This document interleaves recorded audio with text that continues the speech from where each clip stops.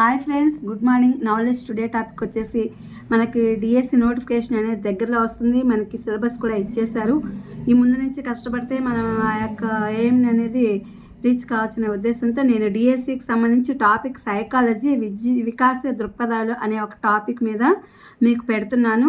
ఇది నేను మీకు టేబుల్ రూపంలో ఇస్తున్నాను. దీంట్లోనే మొత్తం అంతా ఈ వికాసానికి సంబంధించి పెరుగుదలకు సంబంధించి మొత్తం అంతా ఈ టేబుల్లోనే ఉంటుంది.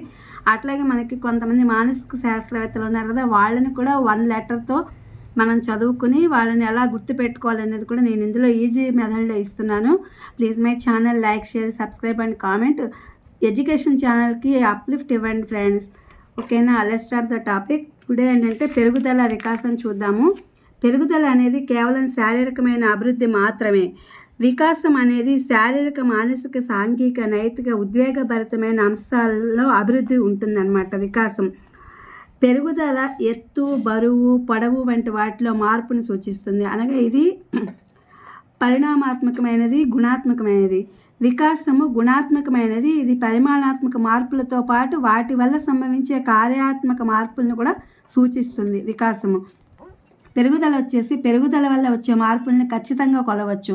వికాసంలో ఒక సంకీర్ణ ప్రక్రియ అనేది జరుగుతుంది. దాన్ని కొలవడం అనేది సాధ్యం కాదు. వికాసం వలన కలిగే మార్పును కొలవడానికి వివిధ రకాల పరీక్షలను, పరికరాలను, పద్ధతులను ఉపయోగించాలి. ఇది మనము బీఈడీలో సైకాలజీ చేసినప్పుడు మనకి లెక్చరర్స్ చెప్తూ ఉంటారనమాట. ఈ వికాసం అనేది సంచితమైంది అని చెప్తూ ఉంటారు. ఈ వికాసం అనేది ఎలా ఉంటుందంటే, సైకియాట్రిస్టుల దగ్గరికి వెళ్ళినప్పుడు ఏదైనా ఒక విద్యార్థిని లేదా ఆ యొక్క పేషెంట్ని మనం గనక ఈ వికాసంలో ఏ విధమైన మార్పులు ఉన్నాయి ఏంటి అనేది వాళ్ళు కొన్ని పరీక్షలు చేస్తూ ఉంటారు. శాబ్దిక పరీక్షలు అలాంటివన్నీ కూడా చేస్తుంటారు. ఆ పరికరాలన్నీ ఉపయోగించి ఒకవేళ ఆ ఎదుగుదల అనేది సరిగ్గా ఉందా లేదా, వికాసం ఎలా జరుగుతోంది, క్రమానుగతంగా ఉందా లేదా అనే పరీక్షలు సైకియాట్రిస్టులు చేస్తూ ఉంటారు. ఈ యొక్క పరీక్షలన్నీ కూడా వినికిడికి సంబంధించి అవన్నీ దానికి సంబంధించిన అనమాట. అందుకని వికాసం అనేది ఒక సంకీర్ణ ప్రక్రియ. దాన్ని కొలవడం అనేది కష్టంగా ఉంటుంది. దాన్ని వివిధ రకాల పరీక్షలు, పరికరాల ద్వారా ఆ పద్ధతులను ఉపయోగించి దీన్ని మాపనం అనేది చేయడం జరుగుతుంది. పెరుగుదలకు వచ్చేసరికి పెరుగుదల వికాసంలో ఒక భాగం మాత్రమే అనమాట. పెరుగుదల అనేది వికాసంలో ఒక భాగంగా మాత్రమే ఉంటుంది. వికాసం అనేది విస్తృతమైనది. పెరుగుదలతో పాటు మానసిక, సాంఘిక, నైతిక, ఉద్వేగ అభివృద్ధికి కూడా దానిలో ఒక భాగంగా ఉంటుంది. వికాసంలో అనేది అన్ని రకాలుగా ఉంటాయి. మానసికంగా ఉండాలి, సాంఘికంగా, నైతికంగా, ఉద్వేగ అభివృద్ధి కూడా దీనిలో తీసుకోవచ్చు అన్నమాట. దీనిలో వికాసంలో ఒక భాగం అవుతుంది. పెరుగుదల ఒక దశతో ఆగిపోతుంది. పెరుగుదల అనేది ఇన్నాళ్ళు మాత్రమే పెరుగుతాము హైట్ అని ఉంటుంది. 18 ఏళ్ల వరకు, 16 ఏళ్ల వరకు పెరుగుదల అనేది బాగా వేగంగా జరుగుతూ ఉంటుంది. అంటే 10 ఏళ్ల దగ్గర నుంచి మొదలై 11 ఏళ్ల దగ్గర, అంటే ఆడపిల్లల్లో తొందరగా పెరుగుదల మొదలవుతుంది. మగపిల్లల్లో 2 సంవత్సరాలు లేట్గా మొదలవుతుంది. కాబట్టి మగపిల్లలకి 12 ఏళ్ల దగ్గర నుంచి పెరుగుదలని బాగా లెక్కేసి స్పీడ్గా జరుగుతుంది, వేగంగా. అంటే ఇంత పొడుగు, టాల్, షార్ట్ అనే దాంట్లో ఈ పెరుగుదల అనేది కొంత వయసు వచ్చాక ఆగిపోతుంది. వికాసం అట్లా కాదు. వికాసం అనేది కార్యాత్మకమైనందువల్ల అది జీవిత పర్యంతం కొనసాగుతూ ఉంటుంది. జీవిత కాలం కూడా ఈ యొక్క వికాసం అనేది కొనసాగుతుంది. ఎందుకంటే వాడి బ్రెయిన్లో రకరకాల విధంగా వికాసం అనేది జరుగుతుంది. ఆ యొక్క పరిస్థితులను బట్టి, అభివృద్ధిని బట్టి, స్థితిగతులను బట్టి వికాసం అనేది ఉంటూ ఉంటుంది. పెరుగుదల అనేదాన్ని కొన్ని అంశాలలో, అంటే శారీరక మార్పులకు మాత్రమే వాడతామన్నమాట. పెరుగుదల అనేదాన్ని కొన్ని అంశాలంటే శారీరక మార్పులకి, అంటే ఆ యొక్క మనిషిలో వచ్చేటువంటి వయసుతో పెరిగేటటువంటి వాటి యొక్క మార్పులకే మాత్రమే వాడతాం పెరుగుదలని. కానీ వికాసాన్ని వివిధ అంశాలు, అంటే శారీరకంగా, మానసికంగా, నైతికంగా, సాంఘికంగా ఈ మార్పులన్నీ కూడా సూచించడానికి వాడతాం. వికాసాన్ని ఇవన్నీ సూచించడానికి వాడతాము. పెరుగుదల అనువంశికత ప్రభావం ప్రధానంగా ఉంటుంది. పెరుగుదలలో అనువంశికత అంటే హెరిడిటీ అనేది ఎక్కువ ఉంటుంది. తల్లిదండ్రుల పొడవు, పొట్టి, తల్లిదండ్రుల యొక్క లక్షణాలు, అలాగే ఇవన్నీ కూడా వంశానుగతంగా, అనువంశికంగా ప్రధానంగా ఉంటుందన్నమాట. వికాసంపై అనువంశికత మరియు పరిసరాల ప్రభావం ఉంటుంది. వికాసం అనేది ఆ చుట్టుపక్కల పరిస్థితులు, సాంఘికమైనవి, అలాగే అనువంశికత కూడా ఉంటుందన్నమాట వికాసంపై ఆధారపడి. పెరుగుదల ఉన్నప్పటికీ వికాసం జరగకపోవచ్చు. పెరుగుదల మామూలుగానే ఉంటుంది. కాకపోతే అంటే అతనిలో ఏది ఎంత ఆ యొక్క సమయానికి ఆ యొక్క పెరుగుదలకు అనుగుణంగా వికాసం అనేది జరగకపోవచ్చు. వాళ్ళకి ఎగ్జాంపుల్ ఏంటంటే 3లు అని అంటారు. ఇప్పుడు అంటే కొంతమందికి రకరకాలైన మానసికమైన ఆటిజం అని అలాగే సరిగ్గా బ్రెయిన్ ఎదక్కపోవడం అని ఇట్లా రకరకాలుగా ఉంటూ ఉంటాయి. వాటికి ఏంటంటే ఎగ్జాంపుల్గా 3ని పేర్కొనడం జరిగింది పెరుగుదలలో.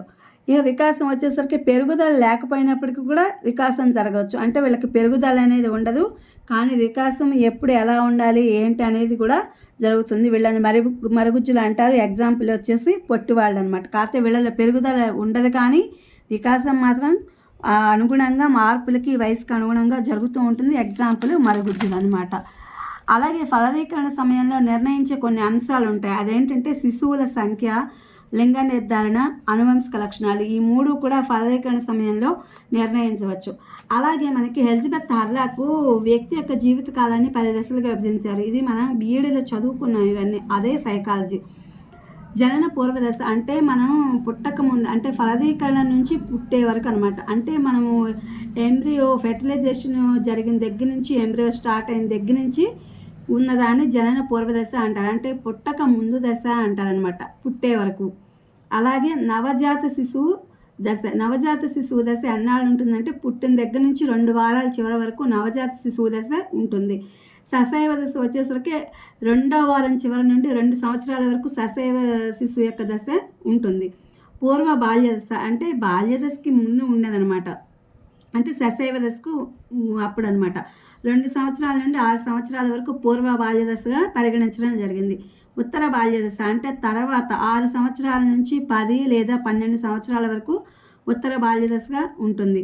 యవ్వన ఆరంభ దశ అనేది 10 లేదా 12 నుంచి లేదా 13 నుంచి 14 సంవత్సరాల వరకు యవ్వనం మొదలయ్యేటటువంటి దశ. కౌమార దశ వచ్చేసరికి 13 లేదా 14 నుండి 18 సంవత్సరాల వరకు కౌమార దశ అంటే వయోజన దశ. మధ్య వయసు వచ్చేసరికి 40 సంవత్సరాల నుంచి 60 సంవత్సరాలని మధ్య వయసు అంటారు.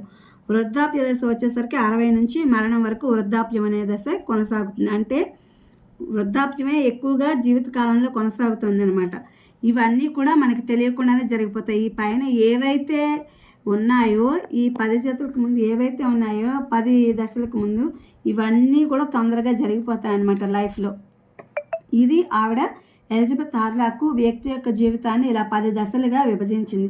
వీటిని మనం గుర్తుపెట్టుకుంటే సైకాలజీలో మనకి ఇలాంటివన్నీ వస్తూ ఉంటాయి. ఏది ఎప్పటి నుంచి మొదలైందని మనకి కొన్ని బిట్స్ ఇస్తారు.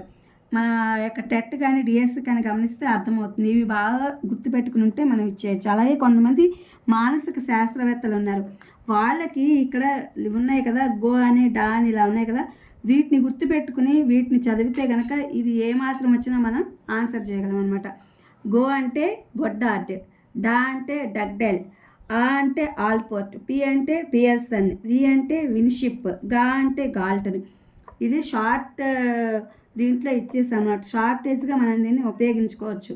ఇవి పట్టితే మనకి ఈ యొక్క శాస్త్రవేత్తలు బాగా గుర్తుండిపోతారనమాట. అది న్యూ అంటే న్యూమన్, గో అంటే గోర్డెన్, బా అంటే బాగ్లే, వా అంటే వాట్సన్, ఫ్రీ అంటే ఫ్రీమన్. వీళ్ళందరూ కూడా మానసిక శాస్త్రవేత్తలు. ఇంకా చాలామంది ఉన్నారు. ఇది ఫ్రెండ్స్ టుడే సైకాలజీకి సంబంధించి పెరుగుదల వికాసము, అలాగే ఎలిజబెత్ హార్లాక్ చేసినటువంటి వ్యక్తి జీవిత కాలంలో 10 దశలు, అలాగే షార్ట్కట్లో మనం శాస్త్రవేత్తల్ని గుర్తుపెట్టుకుంటే ఎలా గుర్తుపెట్టుకోవాలనే దాన్ని కూడా నేను వీడియో అప్లోడ్ చేశాను. ఇవి డిఎస్సి స్టూడెంట్స్కి బాగా ఉపయోగపడతాయని చెప్పి అనుకుంటున్నాను. Please my channel, like, share, subscribe and comment. Thank you for watching. Thank you for your support.